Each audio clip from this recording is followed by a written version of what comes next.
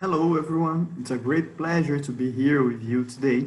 My name is Luciano.s. I'm a social psychologist and a member of the Amerindian Support Network, which is linked to the Institute of Psychology at the University of São Paulo. Our objective is basically to collaborate in the attention to the psychosocial vulnerabilities of indigenous people and communities, to strengthen ethnic self-assertion and to promote dialogue between indigenous and non-indigenous knowledge. I am here, therefore, to represent my colleagues, Pamela and Leandro, co-authors of this work, and also the entire network with this presentation. One of our initiatives is to contrast happiness for positive psychology and for the Mbya Guarani of São Paulo, generally understood by the Guarani notion of Teko Porã. And to talk about this project, I will first address the happiness for positive psychology and the macro-social assessment.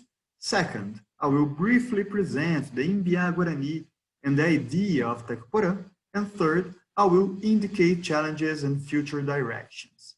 It's not a surprise that happiness is an especially complex topic with different definitions throughout history.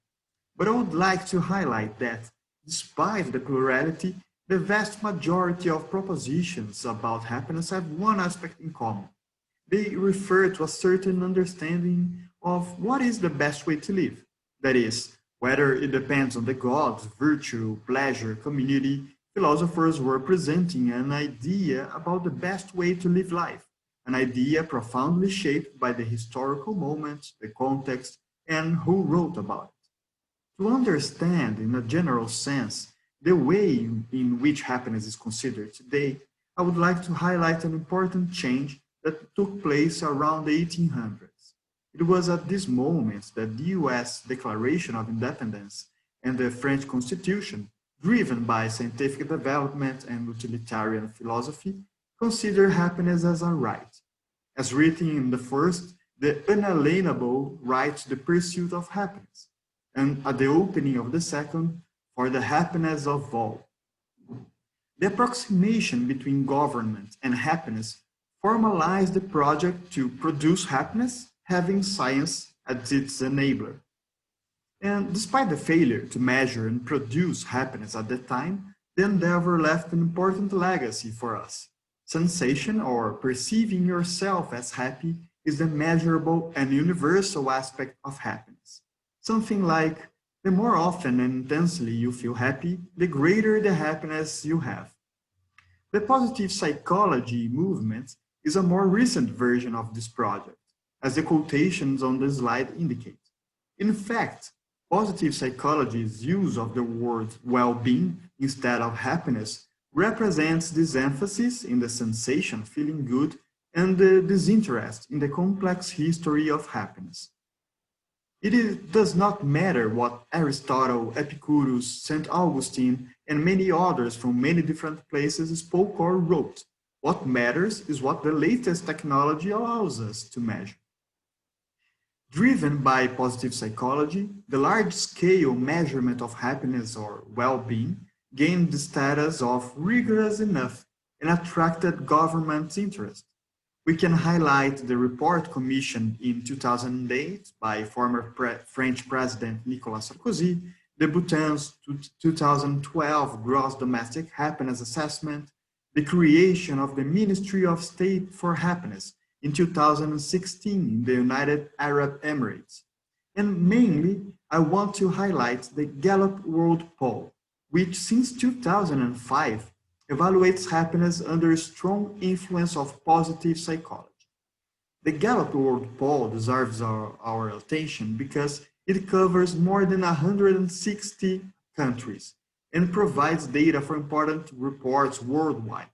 Its data influences public opinion and government decisions. Where should investment go? What resources to explore? What populations should receive the most attention and care?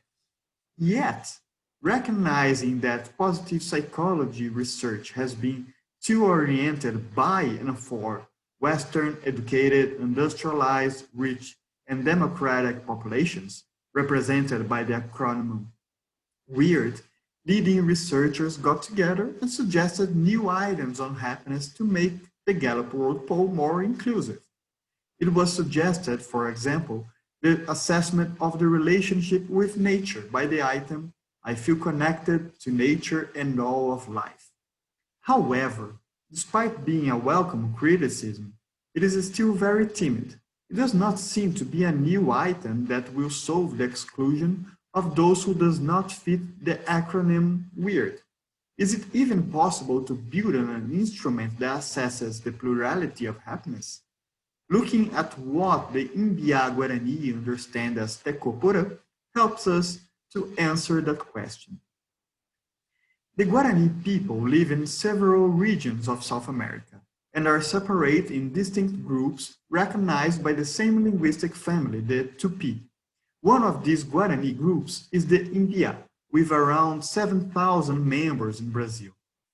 The Mbya Guarani expression Teko Porã literally means the way of being that is beautiful, and definitions move through the idea of a joyful, peaceful life lived in harmony, as the quotation on the slide indicates. Teko Porã is closely related, interestingly, to another more comprehensive expression, Nyanderekó, which means our way of living. Nyanderekó is more comprehensive because it refers to the Guarani culture as a whole, its traditions, rituals, beliefs. Respecting and practicing Nyanderekó is a kind of requisite for Teko Porã. This is represented especially by the word Teko, which means the way of living. The Guarani Teko, Nyanderekó, is not conceivable outside the relationship with community, nature, and territory in which one lives, so much that the name given to their villages, Tekoa, means the place of the way of living. Cultural symbols, perception of time, rituals, all come from the relationship and familiarity with the nature that surrounds the Mbya Guarani. Another important aspect of Teko Porã is its reference to the transcendent. The word Porã, beautiful, is often used to refer to a quality of the divine, the imperishable, the spiritual. A sick person, for example, over time, would lose connection with this spiritual world, would lose Teko Porã. Interestingly, the mundane character of Teko and the transcendence of Porã come together in the way of Mbya Guarani understand of temporality. Time is seen in a circular way, which is experienced in the various cycles of nature, in its transformations and repetitions. There is space and value for the ephemeral. For example, the seasons for the Mbya Guarani are divided into Arapiau and Araimã, new time and old time, time to build, bloom, harvest, and time to let go, to transform. Existence and non-existence are constantly being considered. This brief presentation of Teko Porã allows us to identify some key differences from positive psychology happiness. I will stick here to 4 of these differences. First, Teko Porã, in its connection with nature, divinity, community, does not seem to be gradable as positive psychology intends to. A question like, from 0 to 10, how much Teko Porã is your life, does not seem to make sense. It does not seem to be measurable. You either have Teko Porã or you don't. Second, there is a huge difference in the way temporality influences happiness. For positive psychology, life is seen as an incremental, cumulative project. On the other hand, Teko Porã gives importance to the balance between transitory elements. Third, if individuality is at the center of positive psychology happiness, the separation between self and other, and self and the environment is alien to Teko Porã. Teko Porã is not possible while nature and living beings are exploited. A statement such as the proposed for future editions of the Gallup World Poll, I feel connected to nature and all of life, would be understood very differently by a Mbya Guarani and a person identified with the acronym WEIRD. 4. Although physical aspects and feelings are important for Teko Porã, they do not configure the unit of such a way of living. What is felt in the body, in Mbya Guarani cosmology, is not the property of the individual, but the result of a complex and reciprocal dialogue between interiority and exteriority. Concluding, the differences between Teko Porã and positive psychology happiness are structural. They represent a different understanding of human being, nature, time.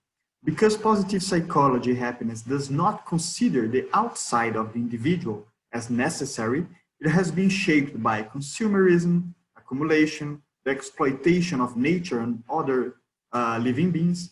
So how could it be possible to measure this kind of happiness and Teko Porã at the same time? I believe that the differences pointed out here indicate the impossibility of assessing happiness in an inclusive way in such a large scale. This leads us to another question.